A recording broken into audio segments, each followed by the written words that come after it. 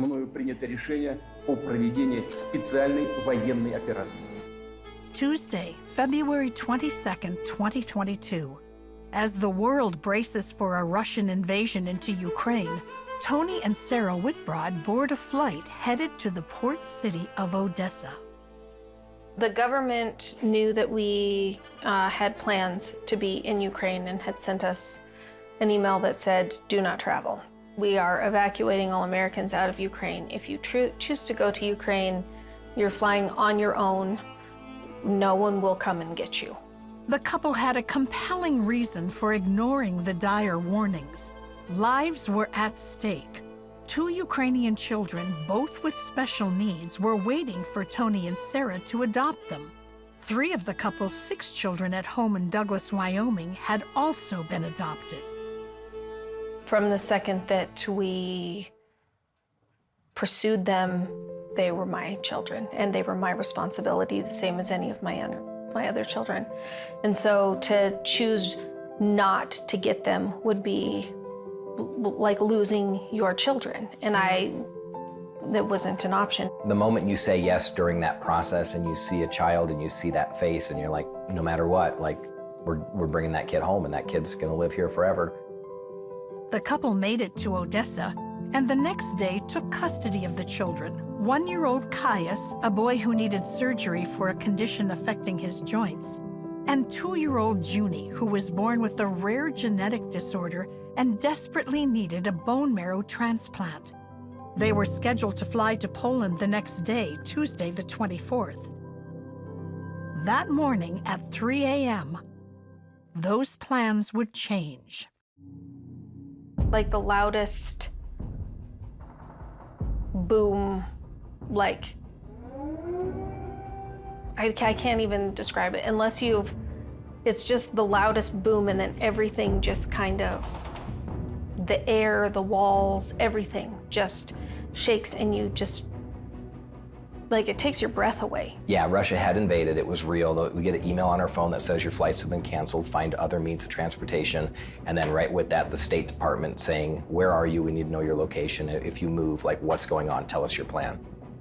By then, all Ukrainian airports had been shut down, and the Witbrods needed a new plan to save themselves and the children. I thought, next step, what do we do now? We knew what their future held. We knew that if they didn't get out, that was it. There was nothing for them there. The couple prayed, contacting friends stateside to pray as well. The closest and safest airport was in Bucharest, Romania, 400 miles and 2 countries away. So with the help of their interpreters, they crossed into the country of Moldova on Ukraine's western border. From there, they drove all day and night, racing along dirt roads. Finally, they reached Bucharest. But by now, their funds were depleted, and airline tickets had quadrupled in price. Just the exhaustion has really kicked in, and that nervousness of like, man, if anything goes wrong, like, we're not leaving these kids, but we got to get home to our other 6 kids. And just going forward, like, blindly through that faith in that, like, next step, whatever we can do, whatever we're allowed to do, we're going to do the next step, and we'll get going.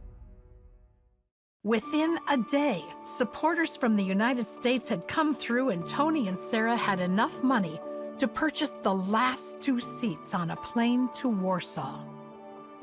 But like, you literally felt the power of prayer from across an ocean in the middle of a war when everything was just chaos and unknown. There's a picture that I have of Sarah. She's holding Caius when we landed in Poland, after like a flight that we shouldn't have been on, like how it all worked out like that at the last minute, and with everything being so chaotic.